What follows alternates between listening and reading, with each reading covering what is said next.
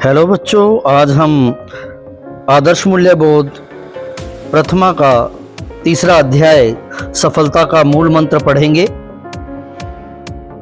इस पाठ को शुरू करने से पहले जिन बच्चों ने इस चैनल को अभी तक सब्सक्राइब नहीं किया है, सब्सक्राइब करें, लाइक करें और अपने दोस्तों के साथ शेयर ज़रूर करें ताकि आपके दोस्त भी इसका पूरा फायदा उठा सके। चलिए बच्चों, शुरू करते हैं। सफलता का मूल मंत्र। यत्र योगेश्वर है कृष्णो यत्र पार्थो धनुर्धर है तत्र श्रीर विजयो भूतिर्भुवा नीतिर्मतिर्मम। गीता के 18वें अध्याय का 78वां श्लोक। हे राजन, जहां योगेश्वर भगवान श्री कृष्ण है, जहां गांडीव धनुषधारी अर्जुन है, वहीं पर श्री यानी शुभ, विजय यानी जीत, विभूति और अचल नीति है, ऐसा मेरा मत है, मेरी राय है। ये उपरोक्त श्लोक का सरलार्थ है। गीता श्रीमद् भगवद गीता के 700 श्लोकों में यह अंतिम श्लोक है।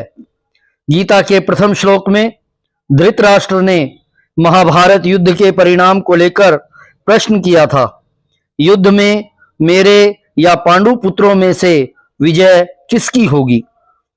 पूरे गीता उपदेश के पश्चात यहां संजय का सीधे शब्दों में उत्तर होता है, विजय तो वही होगी जहां धर्म है, सत्य है अथवा धर्म का ही स्वरूप योगेश्वर श्री कृष्ण और धर्म के अनुकूल कर्तव्य निष्ठा का पर्याय अर्जुन है।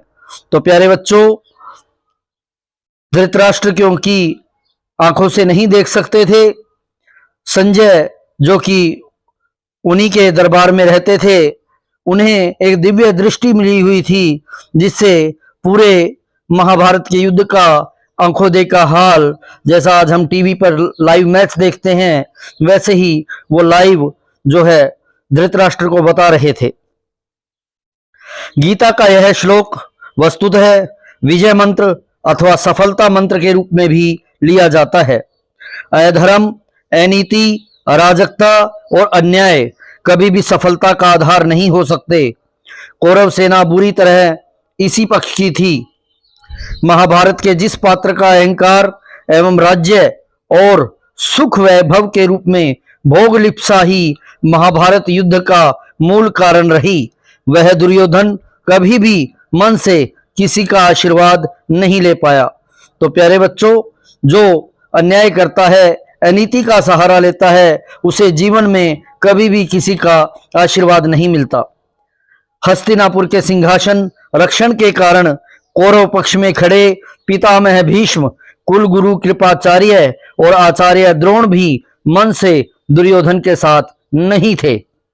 धर्म और उसके परिणाम स्वरूप सदैव नैतिक और व्यवहारिक मर्यादाओं को सम्मान देने वाले पांडव और उनमें सबसे बड़े युधिष्ठिर युद्ध प्रारंभ होने से पूर्व इन सबको प्रणाम करके इनसे इनके विरुद्ध युद्ध करने की अनुमति और विजय का आशीर्वाद मांगते हैं और उन्हें मिलता भी है। तो प्यारे बच्चों, युधिष्ठिर और सारे पांडव जो हैं, जो ऊपर नाम आए हैं, पितामह भीष्म, कुलगुरु कृपाचार्य, आचार्य द्रोण, उनसे आशीर्वाद मांगते हैं, युद्ध करने की इजाजत, अनुमति, आज्ञा मांगते हैं और साथ में आशीर्वाद मांगते हैं कि वे ये युद्ध जीते। और ये युद्ध ये उन्हीं के खिलाफ लड़ रहे थे और देखिए बच्चों, आशीर्वाद मिला उन्हें भी, उनको आज्ञा भी मिली और उन्हीं गुरुओं ने, उन्हीं बड़े जनों ने उनको अपने विरुद्ध युद्ध जीतने का आशीर्वाद दिया।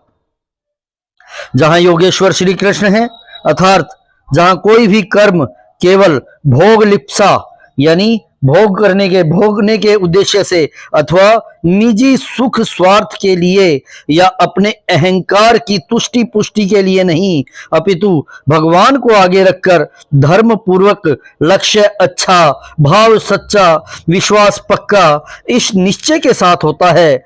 साथ ही इस श्लोक में कहा गया, जहां धनुर्धर अर्जुन है, अर्थात बिना परिणाम की चिंता किए अथवा परिणाम रूपी लगाम को भगवान के हाथों थमाकर सजग कर्तव्य निष्ठा है, वहीं विजय है, वहीं सफलता है। यही नहीं, संपत्ति, विभूति, नीति आदि भी सब वही है। ए भारत के ऊर्जावान संतानों, विचार करो हमें जीवन में क्या बनना है तथा हमें क्या चाहिए।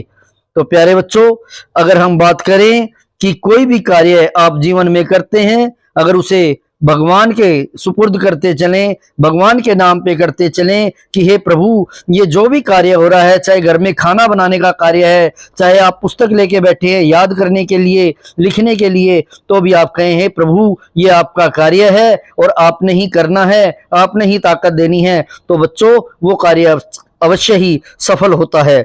और दूसरा, जब हम परिणाम की चिंता नहीं करते, परिणाम भी भगवान के हाथ में दे देते हैं, तो हम परिणाम के भार से मुक्त हो जाते हैं और हमें उस कार्य में सफलता अवश्य मिलती है। तो प्यारे बच्चों, यहाँ पर कुछ प्रश्न आए हैं कि हमें जीवन में क्या बनना है तथा हमें क्या चाहिए। दुर्योधन जैसा अधर्म, अन्याय, जहां न बड़ों का आदर, न पारिवारिक सद्भाव, न सामाजिक सामंजस्य, केवल अपना अहंकार, अपनी सत्ता, अपना सुख और उसके लिए किसी से कुछ भी अभद्र व्यवहार, अनाचार और परिणाम में अपयश व पतन, अथवा अर्जुन की भांति धर्म निष्ठा, कर्तव्य निष्ठा, एकाग्रता, आत्मविश्वास, संयम, साहस, बड़ों के समक्ष सदैव विनम्र भाव और परिणाम, विजय, विभूति, यश और जीवन उत्थान के साथ युवाओं की आदर्श प्रेरणा। गीता का केवल यह श्लोक ही नहीं, अपितु संपूर्ण गीता उपदेश इसी के लिए है। पढ़ें, समझें और जागरूक बुद्धि एवं खुले मन से विचार करके इस अनमोल जीवन और महान यौवन को अच्छा और आदर्श बनाने का दृढ़ निश्चय करें। तो प्यारे बच्चों, ये था हमारा तीसरा अध्याय। अब इसके प्रश्नों की ओर देख चलते हैं।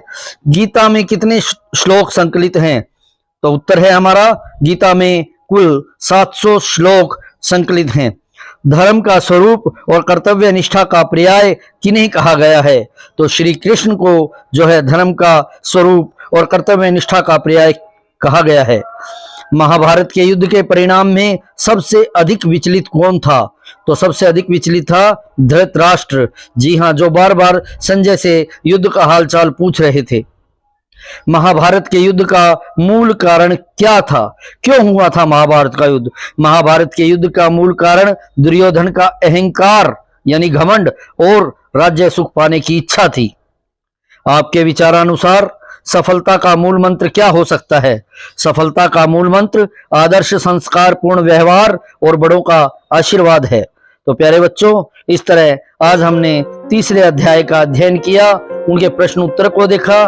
तो प्यारे बच्चों, आपको अच्छा लगा है तो इसे लाइक जरूर करें, अपने मित्रों के साथ इसको शेयर करें और चैनल को अगर सब्सक्राइब नहीं किया है तो सब्सक्राइब करें। और प्यारे बच्चों, अगर आपका कोई भी सवाल है, कोई भी आपका डाउट है, आप कमेंट सेक्शन में जरूर लिखें ताकि आपको उसका उत्तर मिल सके। तो मिलते हैं अगले अध्याय में शीघ्र ही।